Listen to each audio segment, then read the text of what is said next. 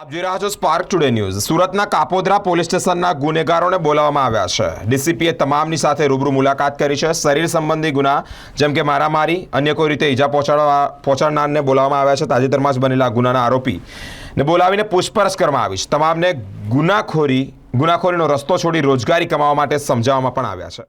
માન્ય સીપી સાહેબના માર્ગદર્શન અને પ્રેરણાથી અને અમારા સેક્ટર સાહેબના પણ માર્ગદર્શનથી અમે અમારા વિસ્તારના દરેક પોલીસ સ્ટેશનમાં જે પણ અસામાજિક તત્વો છે, જે ટપોરી છે, જે શરીર સંબંધી ગુનાના આરોપીઓ છે કે મિલકત સંબંધી આરોપીઓ છે, એમાંથી જે હમણાં નજીકમાં તાજેતરના ગુના બન્યા હતા એ તમામ આરોપીઓને અહીંયા પોલીસ સ્ટેશનમાં બોલાવવામાં આવ્યા હતા, જેમાં કાપોદ્રા અને સરથાણા પોલીસ સ્ટેશનના વિસ્તારના અસામાજિક તત્વો કે જેમનો એમના વિસ્તારમાં આતંક છે એમને બોલાવવામાં આવ્યા હતા। અમારી સાથે અમારા એસીપી, અમારા બંને પીઆઈ તમામ હાજર હતા અને તમામને સૂચના આપવામાં આવી છે કે હવે પછી જે પણ ઇલીગલ કામ કરે છે એ કામ છોડી દે અને બીજું કોઈની સાથે મારામારી કે પણ ના કરે। જો મારામારી નહીં કરશે તો એમની સામે કાયદેસર કડક કાર્યવાહી કરવામાં આવશે અને કોઈની દાદાગીરી અહીંયા ચલાવી લેવામાં નહીં આવે।